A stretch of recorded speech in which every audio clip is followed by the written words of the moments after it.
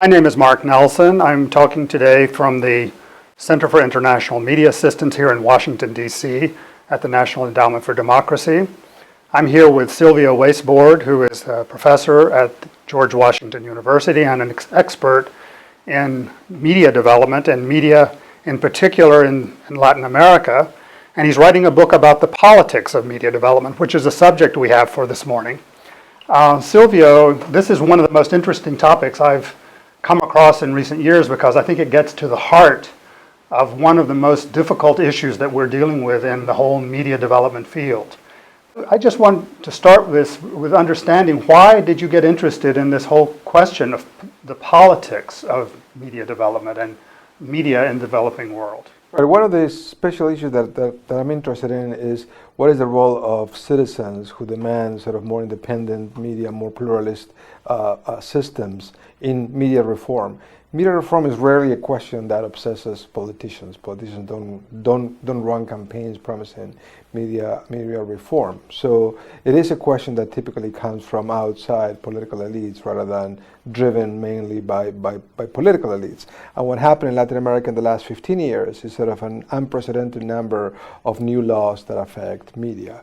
From laws granting public access to government information, laws related to community media, laws trying to do away with gag press laws.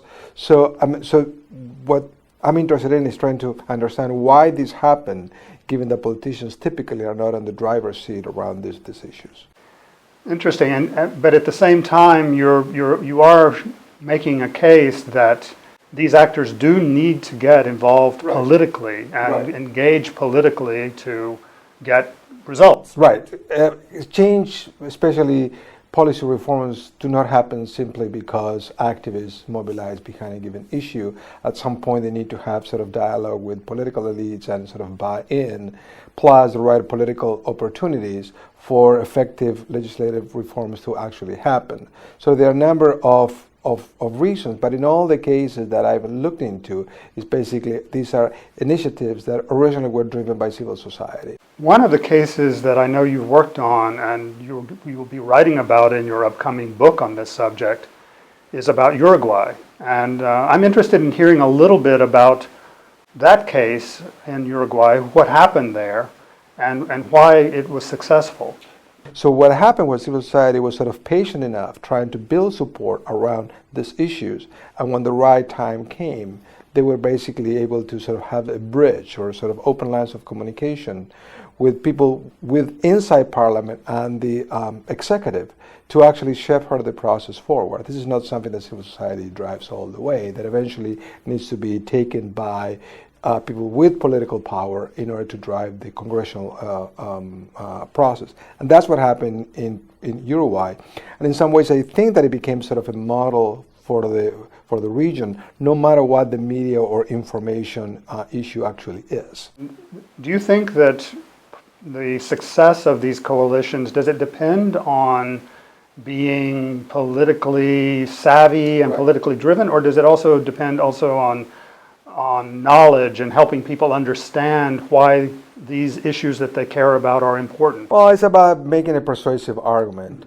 First of all, rarely you have in most governments the kind of technical expertise around some of these complex issues. I mean, each one of these issues that we have been mentioning is extremely complex. It has technical complexity, it has policy complexities. Things are changing very quickly because the technology and sort of the media around us are changing dramatically. And rarely that expertise is in the government. Basically what I found is that the expertise is more likely to be in civil society. These NGOs that sort of monitor closely very different issues. So in some ways, these organizations need to explain to legislators sort of what is the nature of the problem, what are the possible solutions, what other countries have done, what are the international standards around this. But that's sort of a technical argument. Yeah. A different argument is a political argument, meaning the argument is why you need to sort of rally behind this, why you need to introduce this bill, when it will be a right time. And that's sort of a different set of expertise that not always civil society has, that kind of in-depth knowledge about how politics works.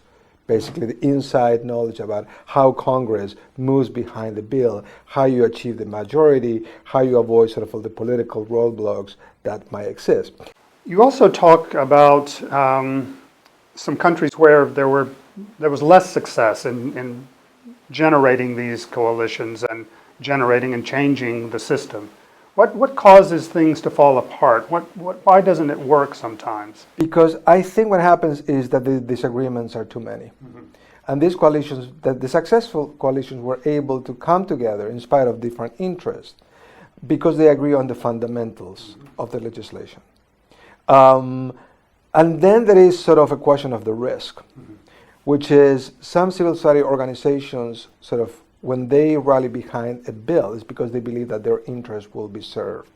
But not always their interests match with the interests of the government or the executive power. So in some cases there is sort of a permanent sort of negotiation, right, in terms of who prevails on this. And in some cases I think that civil society organizations believed that the bill was going to be good, but politically became something else. It became sort of something that sort of closely or narrowly favored the interests of the party in government rather than a variety of civil society demands. So that's politics. So I think that it's inevitable that those things will happen. So I would say the coalitions that succeeded were the ones that were able to reach some consensus around some basic issues, regardless of difference, and were able to see that process through until the very end. The coalitions that failed were the ones that the interests were so diverse that it was very difficult to reach that minimal consensus.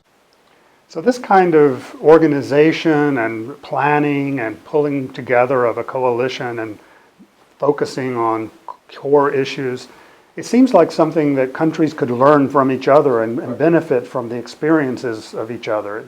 And not necessarily what applies in some countries in Latin America applies elsewhere, but what may happen in Latin America may have some important sort of lessons for countries and for sort of media activists around the world, in spite of the differences that are given by the particular context. So I think there is much to learn here, because in some ways the international standards are the same. Right. The argument that someone could make to persuade policymakers is not that different, but what needs to be sort of localized. The problems that we have in new democracies in the world are not completely different. In fact, you can summarize it in sort of 5 or 7 key problems that we find. So I think there is sort of plenty of room there for learning from each other, even though the political context of the legislation are different. One of the questions that I have about this is, what is the role of outsiders? We here at the Center for International Media Assistance work with donors and with implementers of programs like Internews and IREX and ICFJ, the International Center for Journalists, those kinds of organizations that go and implement programs, that train journalists, that try to build support for media development in those countries. And I'm wondering how effective they can be in this process of political change. Can they be helpful, or what should they be doing? What kinds of approaches should they be using to help this process so that there's domestic support for these kinds of changes? I think that donors and technical agencies play critical roles in this process, even though there are significant variance across countries, because not all countries are the same or need the same kind of international support. But I think that this kind of international sort of interest and support around media reform makes a crucial difference. It's about listening what local partners need, what the strategy is, and basically what is the role for international organizations in support of the strategic needs that local actors have. Sometimes local actors cannot do everything. They cannot do it. International organizations can, and vice versa. So I see that in many cases it's a complementarity of roles. Yeah. But as you say, it's putting sort of the local organizations or the local movements in the driver's seat.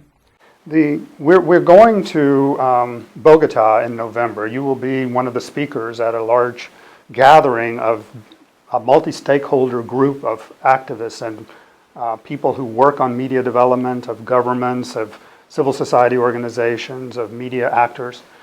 And this will be a Latin American meeting that will take place in Colombia. And I'm wondering what you think would be a good outcome from that meeting when all of these different players come together. One of the things we want to ask them is, what are the next steps? How do we organize ourselves more effectively? What can we do to get better results across the board in the backsliding countries that you mentioned, as well as in the countries that may be making progress but just still have not really created a sustainable, stable media sector that works well for the public interest. But the most problematic things is what happens in the backsliding cases, in which governments actually do not want to listen to what civil society organizations do, reject them, persecute anyone who dares to dissent with what the official party line is. We don't have sort of good models about how local and international partners need to do in those cases. When do you push? When actually you're not sure that you're going to be heard. You can name and shame, but it's questionable whether or not what's going to be the effects of that, particularly in the short term.